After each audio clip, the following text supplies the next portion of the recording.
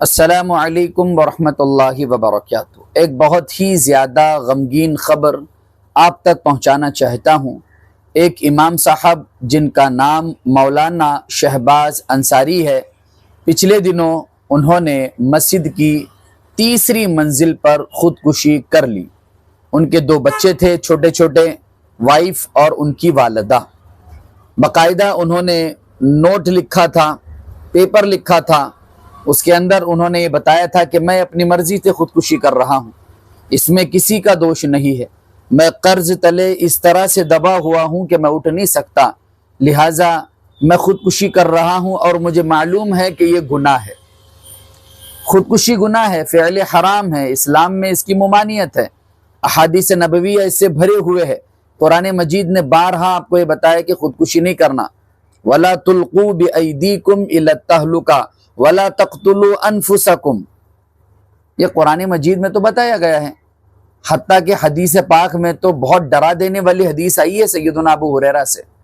लेकिन पहले हम इस खबर को अच्छी तरह आपके सामने पेश करते हैं और ये बताने की कोशिश करते हैं कि उलमाए दीन का इल्म रखने वाले अइम्मा वो क्यों आहिस्ता आहिस्ता दीन से सरक रहे हैं या फिर खुदकुशी करके अपनी ज़िंदगी को अपने हाथों से तबाह व बर्बाद कर रहे हैं। दोज़ख में जाएगा खुदकुशी करने वाला। खुदकुशी करना इतना आसान भी नहीं है। अपने आँखों के सामने अपनी जान को तकलीफ़ देना, ये अंगूठा है, ये उंगलियां हैं, अगर हम एक पत्थर लेकर इन पर मारना शुरू कर दें, कितना बर्दाश्त करेगा इंसान? आखिरकार अपना हाथ खींच लेगा पीछे। कांटा चुभता है तो इंसान को तकलीफ हो जाती है। किसी को मार खाता हुआ देखता है तो इंसान इतना कमज़ोर बनाया गया है। बाज़ो इंसान इतने कमज़ोर होते हैं वो रोने लगते हैं। खून देखने के बाद बाज़ो इंसान उल्टियाँ करने लगते हैं। अपने आप को पंखे से लटकाना, अपने आप को जहर खाकर मर जाना और अपने आप को लोहे से गोलियों से छन्नी करना, अपने आप को पहाड़ पर से गिरा देना या अपने आप को हथौड़े से मारना, ये चीज़ें जो है करने के लिए एक तो है कि इंसान इस कदर दुनिया से भर चुका हो कि अब उसे दुनिया नहीं चाहिए, अब उसे कोई अपना नहीं चाहिए, या थक चुका हो या उसका जिंदा रहना उसी पर मुश्किल हो चुका हो। 6 महीने से लगातार जो है मदीना मस्जिद में ये नमाज पढ़ा रहे थे। आखिरी अय्याम में गुमसुम से नज़र आते थे, जो कि रिपोर्ट में लिखा गया है। ज़्यादा बातचीत नहीं करते थे और इत्तेफाकन से ऐसा हुआ कि जब मुअज्जिन साहब गालिबन ऊपर गए देखने के लिए तो तीसरे मंजिल के ऊपर जो है इनकी लाश बरामद हुई। फिर मुअज्जिन साहब ने ज़िम्मेदारों को बताया, ज़िम्मेदारों ने सारे लोगों को बताया। फिर उनकी बॉडी गई पोस्टमार्टम के लिए, बीवी आई दौड़कर, फिर वो उनका रो रो कर बुरा हाल है। हमें इमाम साहिबान के एक एक नक्ल हरकत पर नज़र रखनी है कि वो किससे कर्ज उठा रहे हैं, वो क्यों कर्ज उठा रहे हैं। मस्जिदों में तनख्वाह है? आप दिल पर हाथ रख के बताइए, क्या तनख्वाह है मस्जिदों में? 7,000, 8,000, 10,000 तनख्वाह है। और आजकल के बच्चों के खर्चे हैं 15-15, 20-20 हज़ार रुपए, बच्चों के, लड़कों के खर्चे। इन तनख्वाहों में वो कैसे सरवाइव कर पाएंगे? इमाम साहब की बीवी अगर हामला है उस पर 40-50 हज़ार रुपए कौन खर्च कर रहे हैं? इमाम साहब के बच्चे अगर स्कूल में पढ़ते हैं तो उन पर पैसा कौन खर्च कर रहे हैं?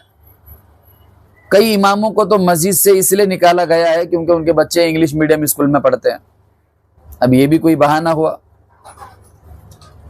मैं तंग आ चुका हूँ ये बातें आपके सामने बताकर। अल्लाह के बंदो, वक्त रहते इमामों की, अइम्माओं की कदर कर लो, वरना ये इमाम अइम्मा दुनियादार बन गए। नमाज पढ़ाना फ़र्ज नहीं है, नमाज पढ़ना फ़र्ज है। याद रखो इस बात को। अगर ये अइम्मा ऑटो चलाने लग गए, ये अइम्मा अगर दुनियावी फील्ड में माहिर होने लग गए, ये अइम्मा अगर दीन को छोड़कर दूसरी जगह जाने लग गए तो जनाजों के वांदे हो जाएंगे, नमाजों के वांदे हो जाएंगे।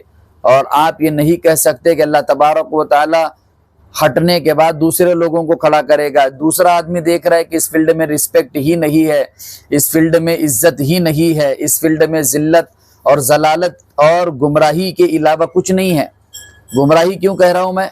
कि भाई इमाम साहब आपकी तनख्वाह में बड़ी बरकत है, माशाअल्लाह इमाम साहब आप तो इस तरीके बगैर कपड़े नहीं पहनते, माशाअल्लाह इमाम साहब आपका अमामा, ये गुमराह किया जाता है आपको।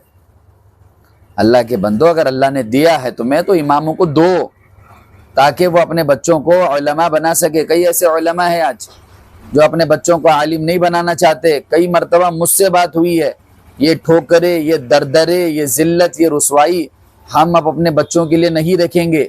हम उन्हें पढ़ाएंगे, लिखाएंगे, अपने कदमों पे खड़ा करेंगे, हाँ इल्म दीन देंगे, नबी सल्लल्लाहु अलैहि वसल्लम की हदीस उन्हें पढ़ाएंगे, लेकिन उनको मौलवी, मुल्ला, मौलाना नहीं बनाएंगे। क्यों बनाएंगे भाई? 10,000 5,000 लेने के लिए। आज मैं हैरानी हूँ, शेखुल हदीस बुखारी पढ़ाने वाले के बच्चे उलमा नहीं है, नाजिम उनके बच्चे नाजिम नहीं है, लेकिन लाखों रुपए कमा रहे, शान शौकत के साथ घूम रहे, जब चाहे किसी भी मस्जिद में जाकर नमाज पढ़ते हैं, जब चाहे रोजे रखते हैं, जब चाहे यहाँ वहाँ के सफर करते हैं। अल्लाह के बंदो, तुम इस तरह से इमामों को जकड़ के रखोगे, वो खुदकुशी नहीं करेंगे तो और क्या करेंगे? मैं इस मामले की बात नहीं कर रहा मदीना मस्जिद की, मैं तो ऑल ओवर बात कर रहा हूँ। तो लिहाजा अइम्मा की, इमामों की, वाइज़ीन की कदर कीजिए, मकातिब पढ़ाने वालों की कदर कीजिए। ये हजरात अगर मस्जिदों को छोड़कर दीन को छोड़कर दुनियादारी कमाने के लिए निकल पड़े तो आपसे ज्यादा कमा सकते हैं। सोचिए इन बातों को। ये मौलाना शहबाज अंसारी ने तो अब खुदकुशी कर ली है। मैं उनके तवस्सुस से उन तमाम तर उलमा को, उन तमाम तर लोगों को, उन भाइयों और बहनों को ये बताना चाहता हूँ, खुदकुशी करना इस्लाम में हराम है, फ़िअल हराम है, अल्लाह दोज़ख में दाखिल करेगा। वला तक़तुलू अनफुसकुम, अपने आप को कत्ल ना करो। वला तुल्क़ू बिअयदीकुम इला तहलुका, अपने आप को अपने हाथों से हलाकत में न डालो। बुखारी की डरा देने वाली रिवायत आपको मैं सुनाता हूँ। सैयदुना अबू हुरैरा इसके रावी है, वो फरमाते हैं कि नबी करीम सल्लल्लाहु अलैहि वसल्लम ने इरशाद फरमाया, जिस शख्स ने अपने आप को हलाक कर लिया, खुदकुशी कर ली, चाहे वो पहाड़ से गिरकर मर गया तो दोज़ख में उसे डाल दिया जाएगा, वो बार बार गिरेगा।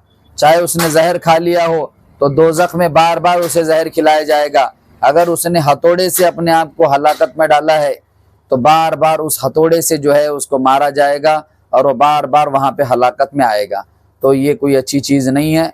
हाँ, याद रखो, खुदकुशी नहीं करना चाहिए। खुदकुशी किसी चीज़ का हल नहीं है, खुदकुशी किसी मसले का हल नहीं है। लिहाजा खुदकुशी करना, ये देखो याद रखना, ये दुनिया में भी अल्लाह की नाराज़गी और आखिरत में भी अल्लाह की नाराज़गी का सबब बनेगा। तो लिहाजा खुदकुशी न कीजिए।